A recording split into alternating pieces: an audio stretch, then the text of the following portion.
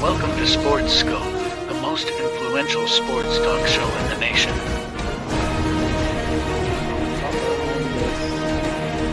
What is today, the 19th? Stay tuned for updates and great sports content. Hello, everybody. Welcome to Sports Scope. I'm your host, Robert Butler, on this seventh day of Christmas my true love gave to me. No, I'm kidding. Seventh day of August here. Got the coaches poll out in college football. Jake Paul, the villain, wins again. Didn't think I was going to be talking about that story, but with the Netflix documentary and the fight last weekend, beats another MMA fighter. I'll talk about that. Plus, let's see. Again, Josh Allen undecided whether he's going to do the Netflix documentary. I'll talk about that. A number of coaches. More college football news. You've got more separation there. I'll give my thoughts on going forward with these big conferences. What else can you add to spice things up even more? Again, with the top, we got the top 10 polls. Talk about that, the top 10 in the coaches poll. Alvin Kamara gets suspended, Josh Allen, and a few other notes and more here on Sports Scope. Let's go ahead and take our first and only break, and I'll be back here in 49 seconds here on Sports Scope. Hello, Sports Scope followers. The program has seen tremendous growth since going 5 days a week. I just wanted to thank everybody for your cash contributions and sharing the program with friends and families. Just a reminder, if you want to contribute to the program, go to the Cash App, the cash sign, and Sports Scope. There are other ways to contribute to the program listed at the bottom of the screen. If you want to advertise on the program, go to sports, that is sports with an S, another S, scope, SKOPE, at gmail.com, just like it's listed at the bottom of the screen. Thank you and enjoy the program. Now I am back alive. Now, okay, also throw in on a funny note here, Richard Sherman, and I'll touch on that story here in a bit, will be on Undisputed with Skip Bayless there, Pickles. That's going to be funny. That is going to be hilarious. Okay, now I think I'll start off with this. Now, Josh Allen. This Netflix quarterback thing is getting like Hard Knocks. It may be a one and done and one and we're done type of deal for the folks at Netflix here. Last year, again, you had the big one there with Patrick Mahomes, Kirk Cousins, and Marcus Mariota. Really successful Netflix where they follow the quarterback around throughout the season here, and you get about 6-8 episodes, and you put in training camp all the way, in Patrick Mahomes' case, to the Super Bowl. Now they have approached Joe Burrow, said he was going to do it, then he said he's not going to do it. That would have been interesting, covering his calf strain. I think that had something to do with that. He was already dealing with a sore calf prior to that because he had it taped up beforehand. Trevor Lawrence, coming into his third year, made the playoffs last year. He decided to turn it down. Super Bowl runner-up there, Jalen Hurts. He decided to turn it down, covering his big contract with the excellent draft picks they got from Georgia. They're set defensively. That would have been interesting. He turned it down, Pickles. And now Josh Allen, who's on the cover of Madden this year, adding in the fact they only lost 3 games in the regular season by, 7 points combined, throw in the blowout loss. I do think, like John Bristano, my friend, by the way, I was on there last week. Thank you for having me on Spitballin' Sports. Great show, 8 p.m. Eastern there. But he was saying that maybe it was just too much on the guys with the Damar Hamlin thing, with all the travel, the extra travel. They were snowed out last year, plus the injuries mounted, including the Allen himself. They just had a total mental collapse there against a very physical, hungry Cincinnati team. and they got beat 27-10. Most notably, another run-in with Stephon Diggs. So my whole point about all this is that Allen's undecided. Allen is undecided. A lot of people still picking him to get back to the Super Bowl. They added a big name tight end in the draft here. They've added some pieces on the offensive line. They got some help. Was it Damian Harris there at running back? But I think this kind of pressure plus a possible Stephon Diggs blow up on Netflix could run the season. So I would probably advise him not to do it. Pickle says it would be a huge distraction. Yeah, I would advise him not to do it. I don't think he needs any more publicity. I think something like this could make it pop when you're dealing with a loose cannon like a Diggs who had an issue in pre-camp here. He had the issue last year walking out on the team here. He had the issue in Minnesota that ultimately wanted out of Minnesota. He was traded to Buffalo. You put the cameras on a guy like that, and all these incidents will be magnified. For example, the All or Nothing documentary. I want to say that was an Amazon deal. Very good. But now they couldn't find anybody else to do that one with either. That one's been off for a few years.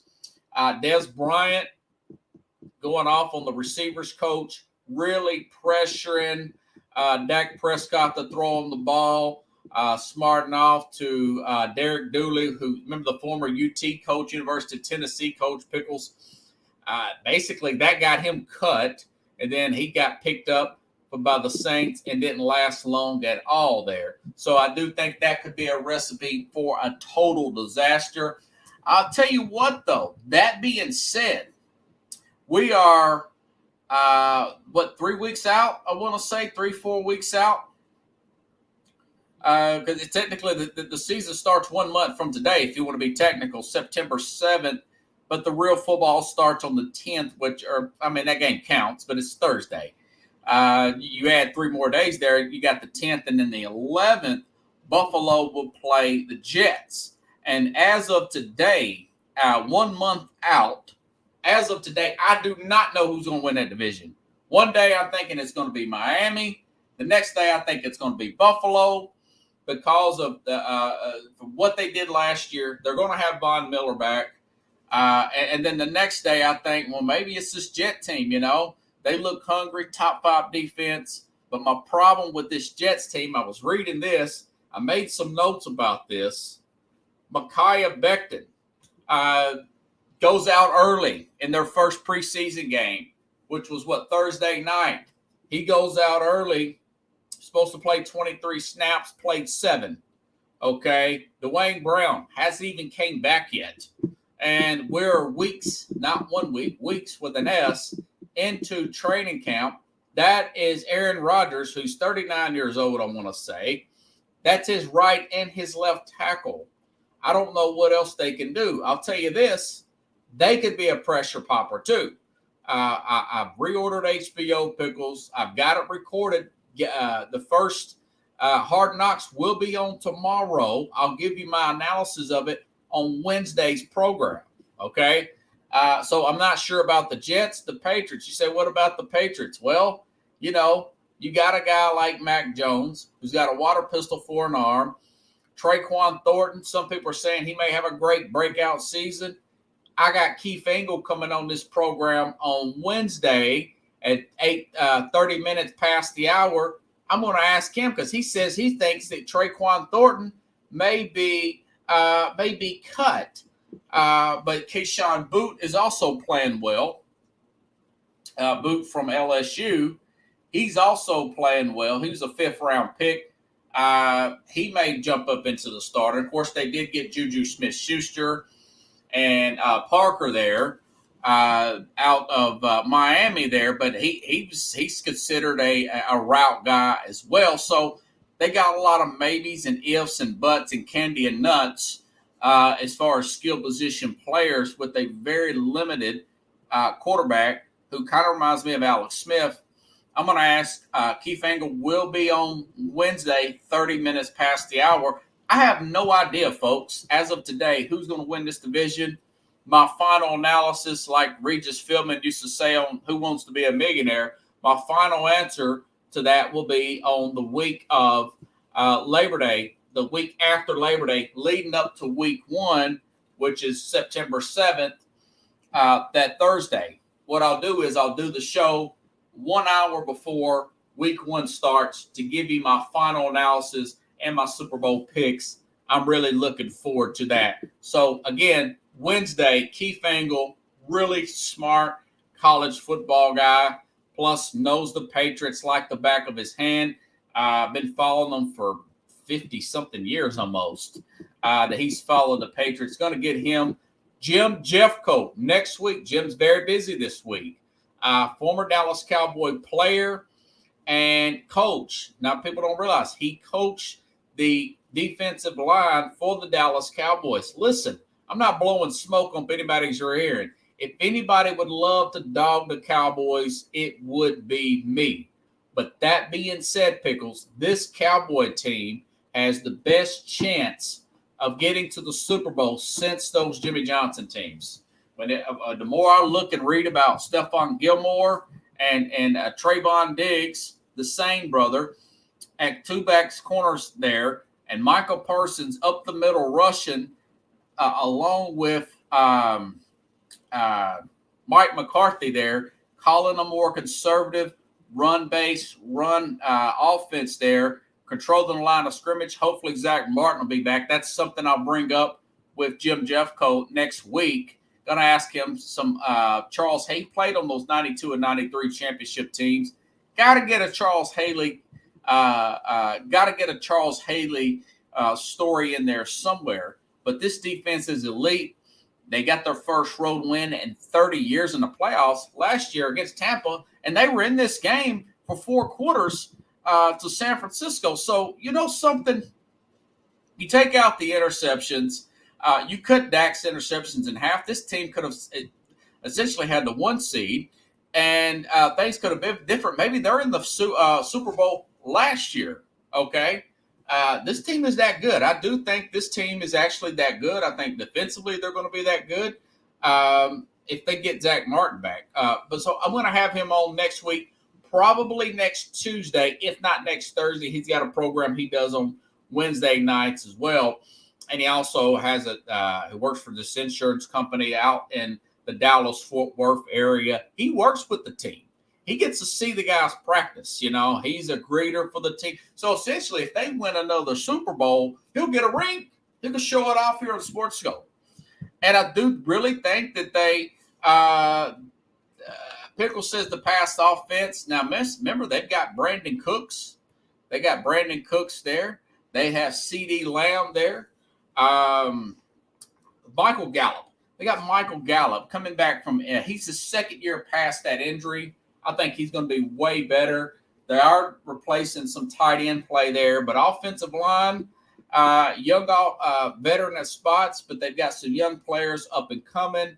Very good pass rush, very good corners on the back end. They just need to play field position football and lower their mistakes, and I do think they're a team to compete with anybody, especially in the NFC, to a 49er team that always seems to get injured at the wrong times.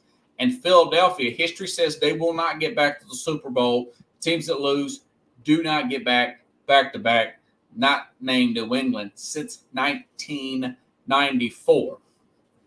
So a lot on the horizon here.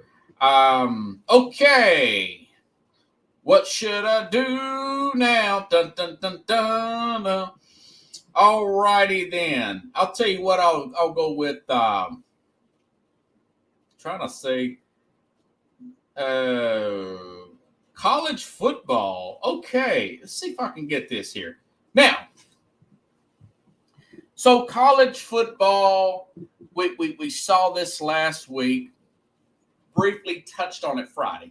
We've got conference realignment like nobody's business, all right? I talked about this a little bit with Carlos Mad New Yorker Chavez. You've got the Pac-12 here, which is no longer in void. All right, you got two teams from the Pac-12, Cal and Stanford. As of today, Pickles. As of today, they're in talks to go to the ACC.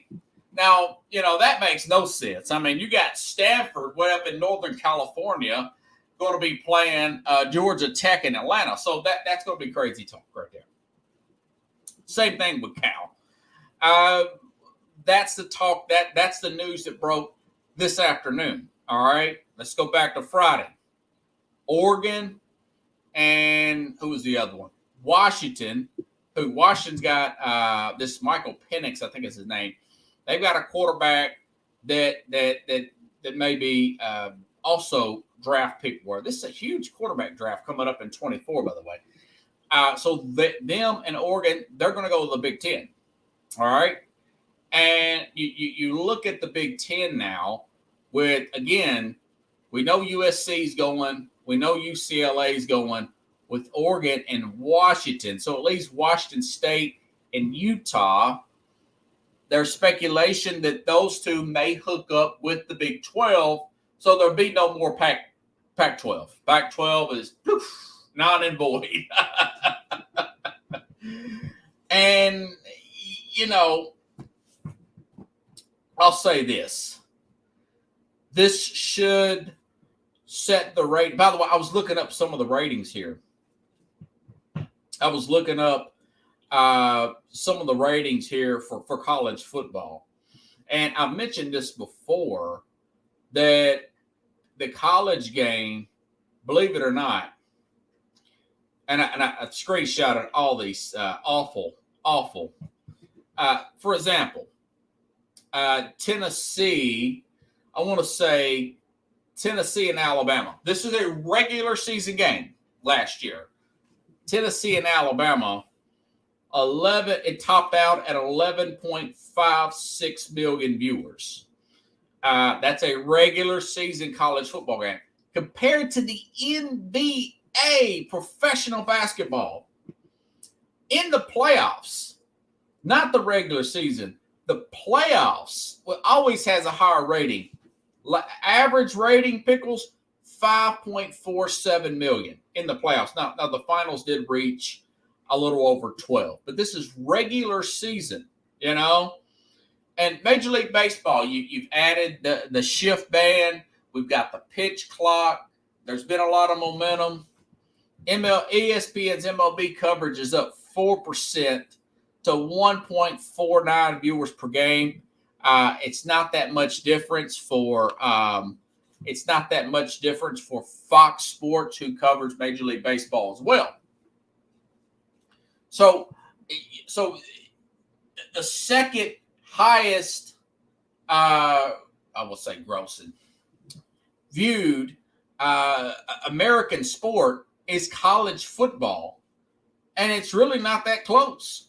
It's really not that close. Now, of course, the NFL, again, you're talking 20, 25 million average on a regular NFL game, but 49 million for Dallas and San Francisco playoff game last year. Dallas is still the most popular brand in all of sports. So that's 49 million people watch that here, mainly in the United States here. Of course, 115 in the Super Bowl. Super Bowl's got its own lifeblood, its own, because you got huge musical acts like Rihanna that played last year. But here's my thing. This is something that if you really, this is for TV networks. This is for fans of the game. For example, you look at some of the top teams here, the top 25 teams that will be playing coming up Labor Day weekend. This is unbelievable. Sometimes you'll have really good matchups, but you got games like, for example, Rice and Texas. Rice and Texas in week 1. Nobody's wanting to watch that, not unless the gamblers are playing the point spread one way or the other. You have Colorado, TCU's decent. Tennessee, Virginia is not too bad. Alabama and MTSU. I mean, what a dud. Auburn and UMass. Ohio State and Indiana. Ohio State is 27.5-point favorites against Indiana. It is at Indiana. I'll give them that. These are just terrible, terrible games. UT Martin and Georgia's the number one team in the league. They blew out TCU by 65 points or something like some ridiculous, ungodly number in the national championship game back in January, right? So they're playing UT Martin. There is no line for that game at home. That game will be over with probably 3 possessions in the first quarter. Texas A&M's playing New Mexico. Okay. And it's just, if you're a TV executive, you're trying to make some money here. You got a lot of money coming through the NFL, through college football. That's the next thing that needs to change. You're going to get Oklahoma and Texas in the SEC. They're going to be playing Tennessee, Alabama, LSU. Those are great matchups. Oregon's going to play Michigan at some point. My thing is, there's a couple things that need to be, and I understand it's colleges. It's not as easy. You don't have one league here. The coaches have a say in what needs to be done as far as scheduling per se. I understand the cupcakes. Maybe you go from 3 to 1 or at least 3 to 2. But my thing is, when you're in the plus NIL, this is going to just blow NIL out of the world. I mean, Lane Kiffin even mentioned, he said, man, there's no telling what NIL is going to do now because of this. I do differ. I do think that eventually they're going to build in some guardrails for the NIL. We're still in the, oh my God, this is crazy mode right now. Also, going to try to bring back Al Borges. I'm almost finished with his book. Got a little bit into it yesterday, Pickles.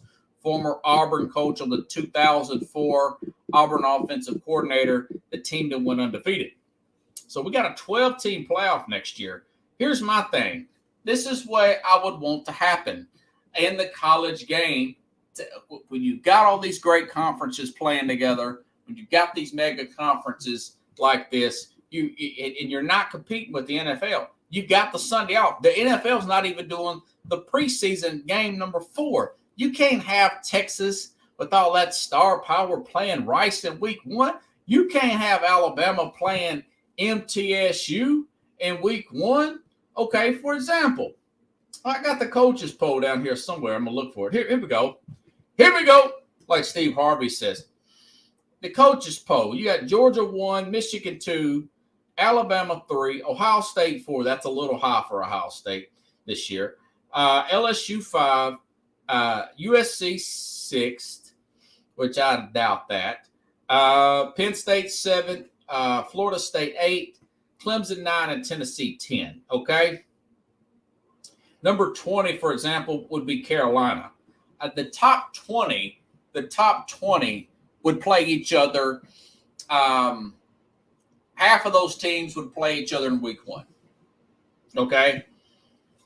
Half of these teams would play each other, be mandated to play each other in week 1. All right. So that's 5 games. That's 5 games. You spread those games out. Not a lot of people still going to watch these Thursday games. I would put them on Friday night. You put 3 on Saturday, 3 of these games on Saturday, and then you put, 2 on Saturday. 1 at 3:30 Eastern time. 1 at 6:30 Eastern time on Saturday. You put 2 on Sunday. 1 o'clock Eastern on Sunday after most people go to church.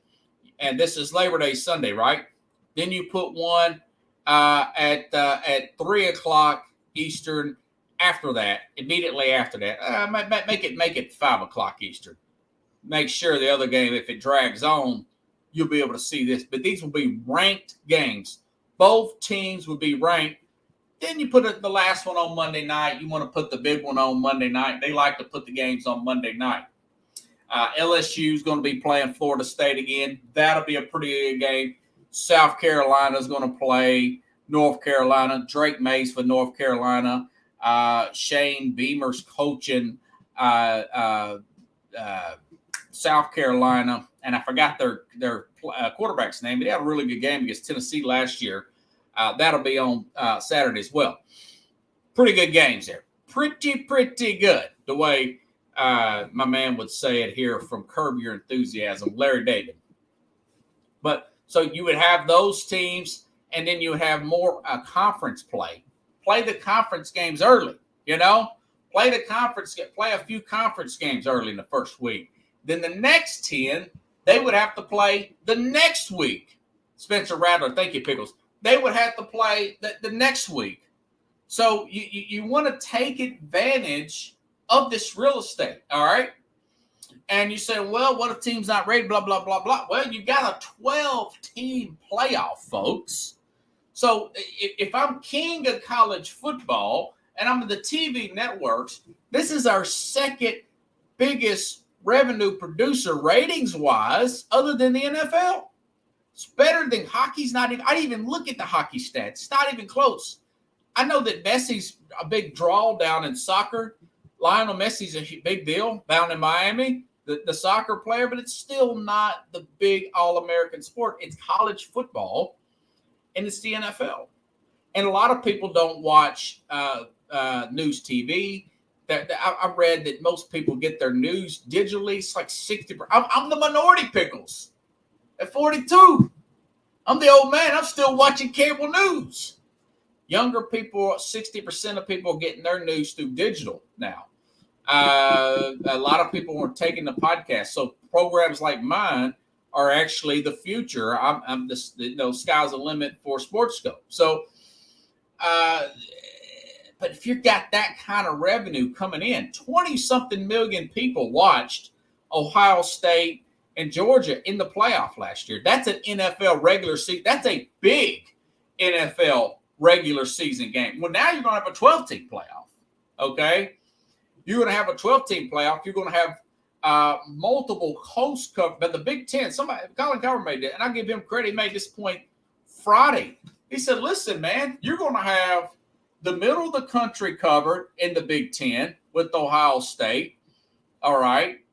You're going to have Eastern time zone covered there in the Big Ten because they have the Eastern time zone, okay? And then you're going to have the Western and Mountain time zone covered in the Big Ten because you've got USC there and Oregon. You got Oregon and USC. The only one missing would be Utah. And maybe they figure out a way to get you. I don't know. That's just the Big Ten. So the game's going to be that much more bigger, okay?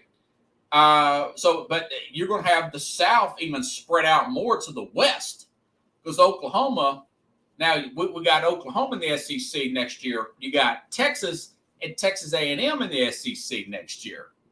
Okay? I mean, A&M's been there, but you get the point, folks.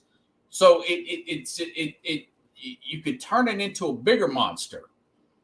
If you're a TV exec, and I'm a football fan, I love college football. And it's at new levels. But this 5-year crap, putting the schedule out, that's nonsense. That's nonsense. 2 years. 2 years. And none of those schedules are locked in. It should be a year-to-year thing. For example, we got this top 25 here. You give an estimate of what you think before the season's out, what you think, who's going to be in the top 25. You make that and put your schedule accordingly. I would like to see USC and Alabama play week 1. I would like to see Georgia and Michigan play week 1. All right. I would like to see Tennessee and Penn State play. James Franklin used to coach for Vanderbilt. That would have been a great match. That would be Labor Day weekend, Pickles. That would be big-time college football. Go big or go home. That's the only thing that's been happening since college over the past 40 years. That's over the past 40 years that where college football has came about. And since then, the pro game has exploded.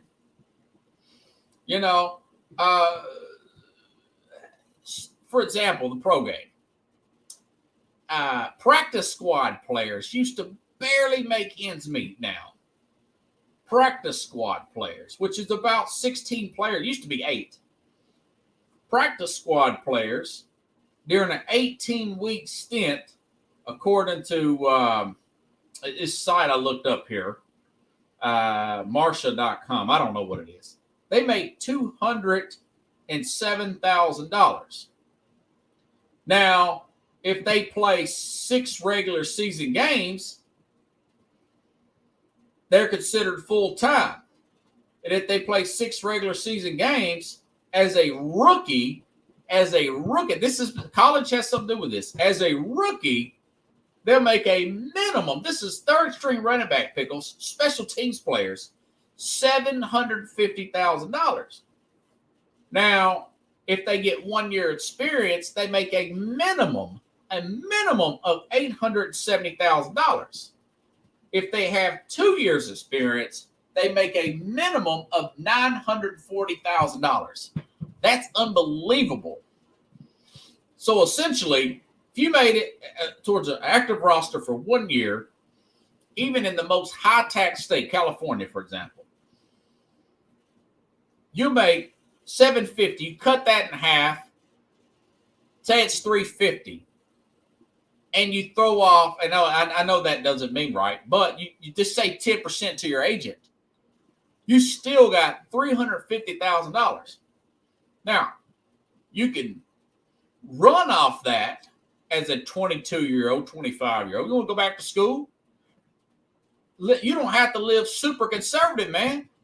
You can run off that for years. For 4 or 5 years. Easy. 6 years.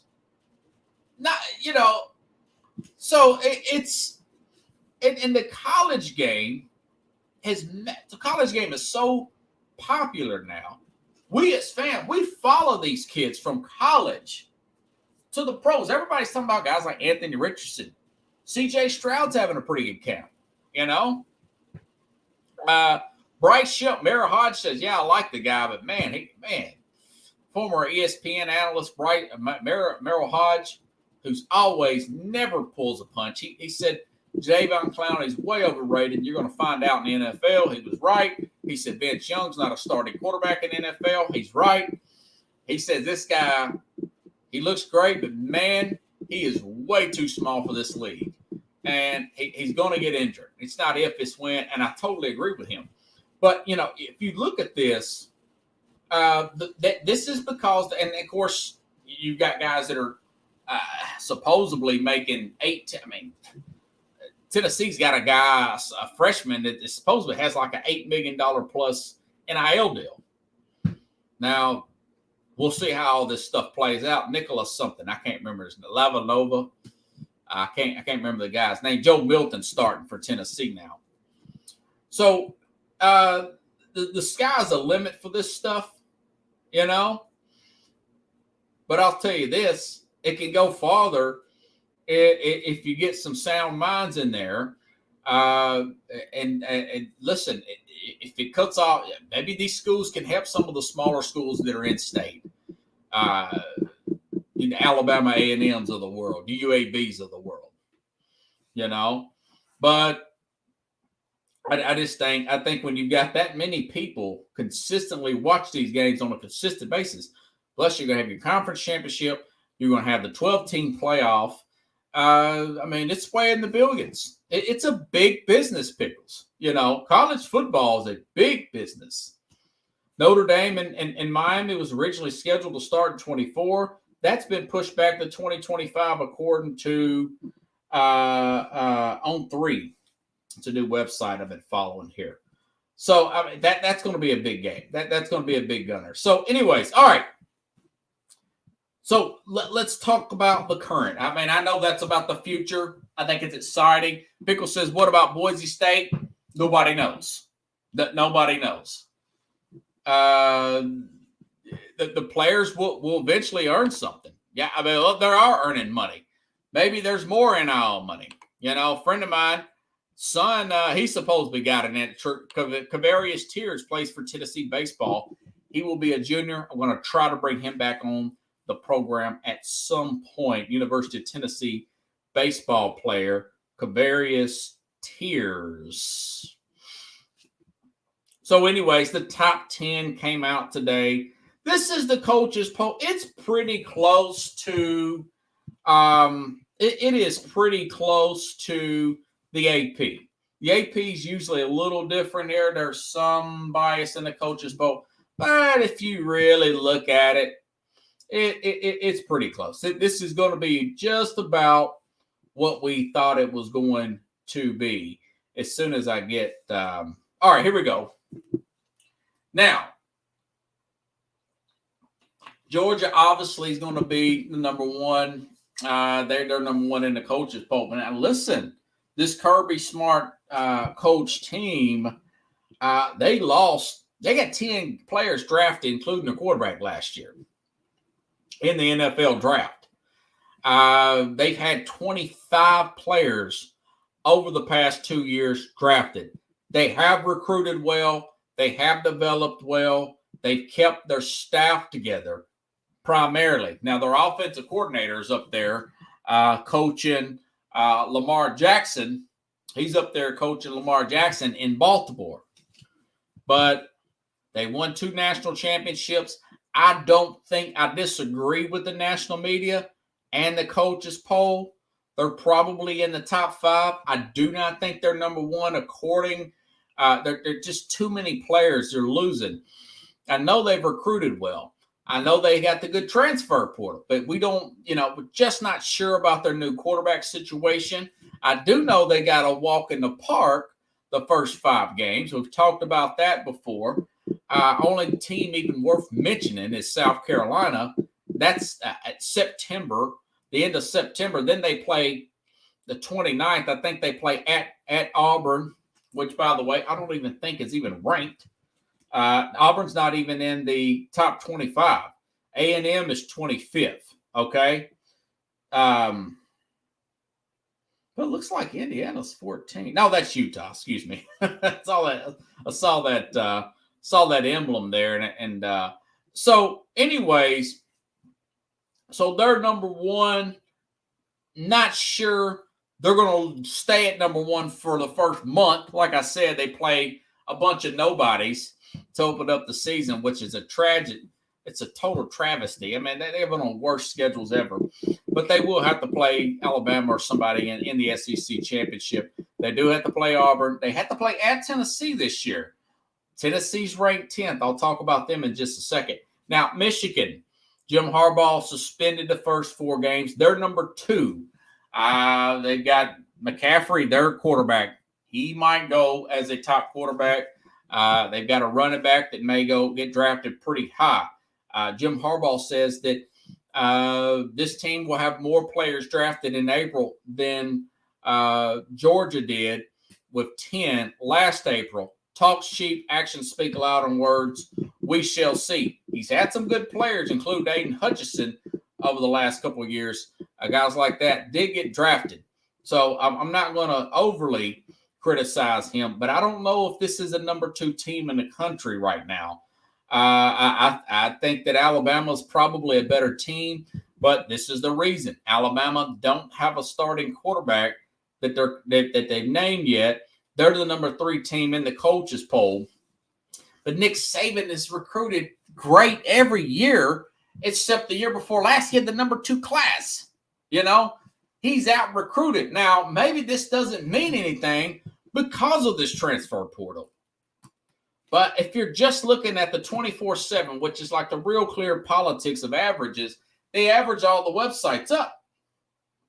And Alabama has the number 1 class at last 4 years, other than last year, which they lost to Texas A&M in the recruiting wars. And, of course, Nick Saban had a hissy fit. And they were number 2 in the country.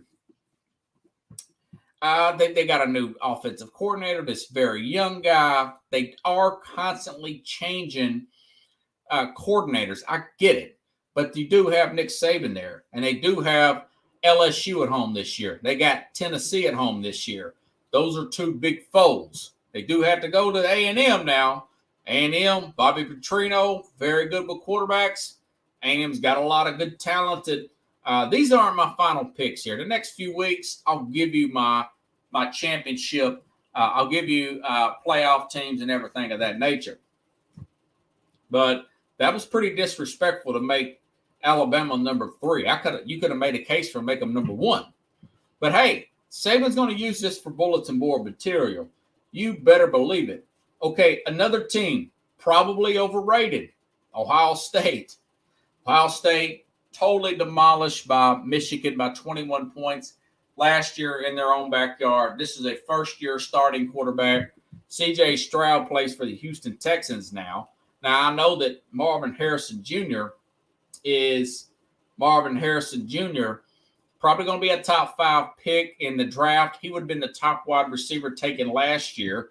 Some could say he could be the number 1 pick. That's a receiver. That's nonsense. It's probably going to be Drake May of North Carolina, or Caleb Williams, who's the all-zone favorite of USC at quarterback here. Could there be a possibility that Ohio State could fire Ryan Day? Now, I know he's really good offensive guru. Played well against Georgia, played them better than anybody. They missed field goal away from beating Georgia. I get it. Playing for a national championship and probably would have won it. But they didn't hit that field goal. They have lost 2 straight to Michigan. They've got to play at Michigan. They're going to be underdogs at Michigan. And this would be 3 straight pickles against Michigan that they've lost. Yes, Ryan Day, as good as they've been in all of these draft picks, and trust me, they're shooting these guys out. They had the left tackle drafted in the top 5, went to Arizona, I want to say. Maybe a little bit lower than that. But either way, was it Paris Jackson or whatever? With C.J. Stroud, obviously, got drafted early. You know, they do. But I'm telling you, Ryan Day, they got to play. I want to say they play at Penn State. I mean, there's a very good possibility he can get fired, losing 3 straight to Michigan.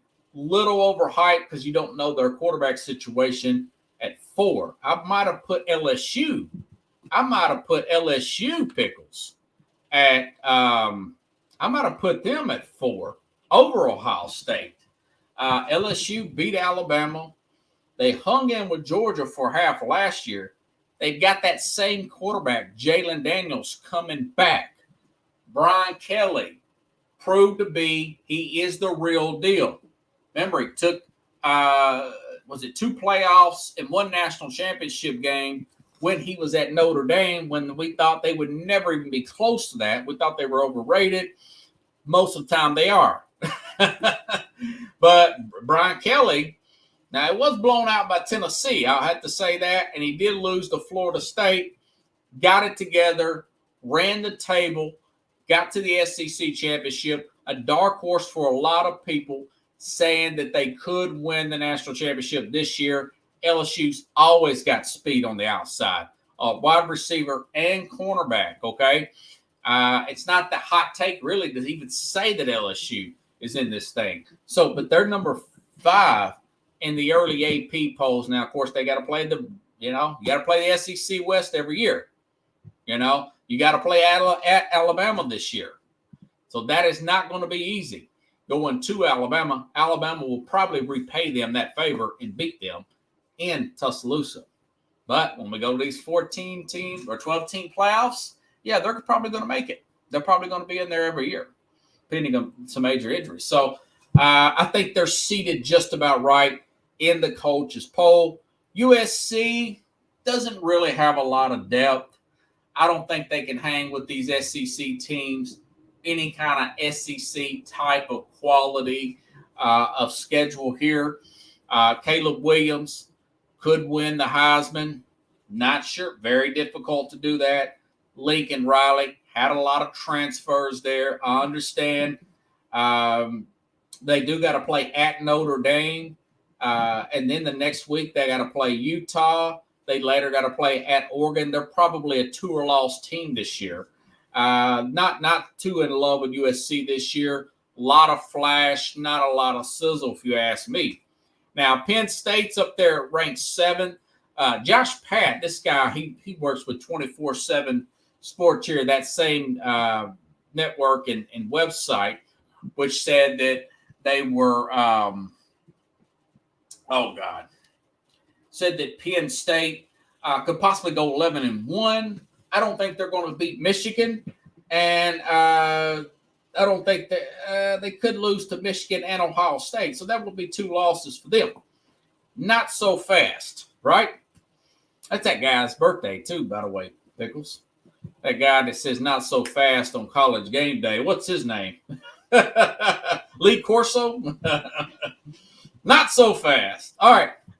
So number 8. So you got Florida State here. Mike Norvell. Yeah, they did beat LSU to start the season. But here's the thing. They beat LSU. They beat Miami. They beat Oklahoma. In normal years, yeah, Corso's like 88 or 89 years old. He's got some miles on him. That would have been great for Florida State, but they lost to Louisville. They lost to Clemson. They lost to NC State. They lost to Wake Forest. That's 4 too many, okay? He's somewhat on the hot seat. And again, if Deion wins 8 or 9 games this year and they fire Mike Norvell, Deion Sanders, he's going to be the first guy they go after at Florida State because he's the alumni. He went to school there. Neon Deion made a big name under Bobby Bowden back in the late 80s. And, of course, being a high draft pick and arguably the greatest cornerback of all time, one of the greatest football players of all time, and turned out to be a really good coach and recruiter so far. So you got to keep an eye on them.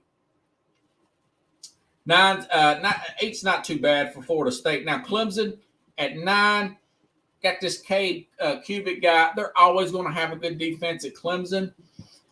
This DJ Ogliomola, whatever his name is, the former 5-star quarterback, he's transferred out to Oregon State somewhere, which is a pretty good team, actually. Oregon State's pretty good. It's a lot to be known about Clemson. The recruiting's fell off slightly post Trevor Lawrence, but they're always going to be good defensively. And I do think this quarterback is fair. I don't think they're national championship contenders. And Tennessee is 10th.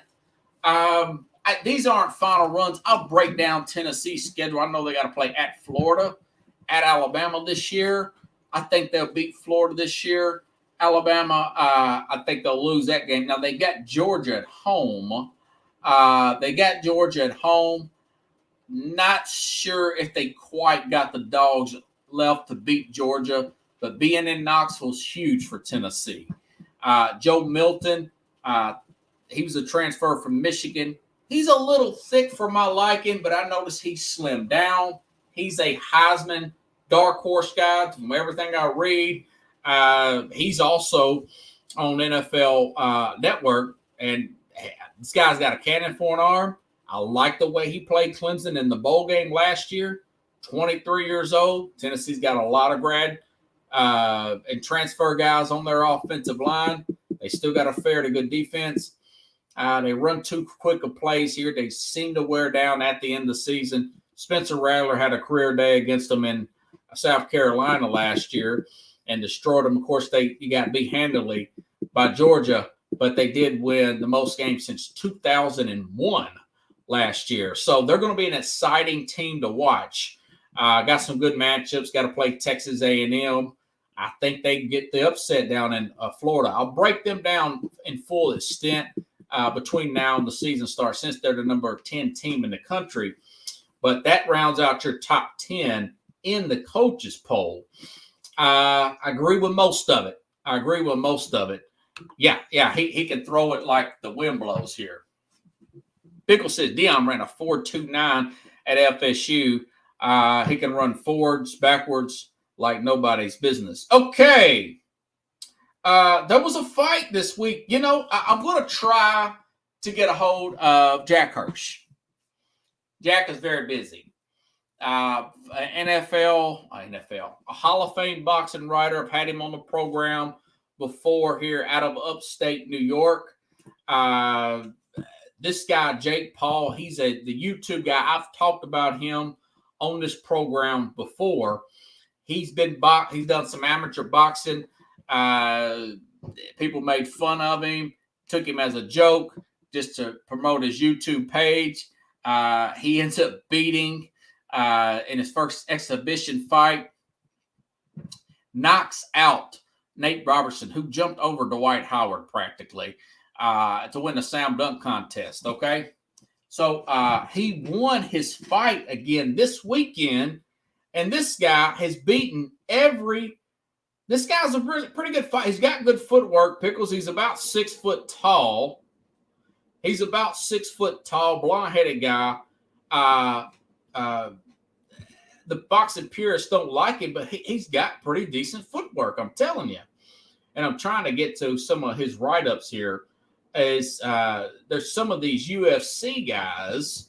These are UFC guys that are not boxers, but they feel like they're better athletes than him. They can beat him. Well, he's beat every one of them.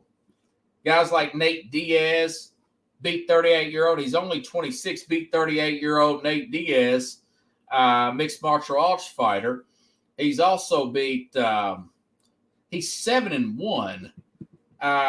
Who does this other guys beat? Dylan White. Trying to see. I thought I had these guys wrote down here. Either way, it's like 3 or 4 of them. Several blows. Thought I had it wrote down here. Yeah, Paul extended his string of victories over MMA fighters. He beat Ben Askren with the first-round knockout, Tyron Woodley by decision, and a 6th-round knockout beat Anderson Silva and Nate Diaz. So that's 4 MMA guys he's beat. Tommy Fury. I was watching another Netflix. I'm getting all my Netflix stuff out before I have to cancel it at the end of August. And in September, it's going to be all football, right?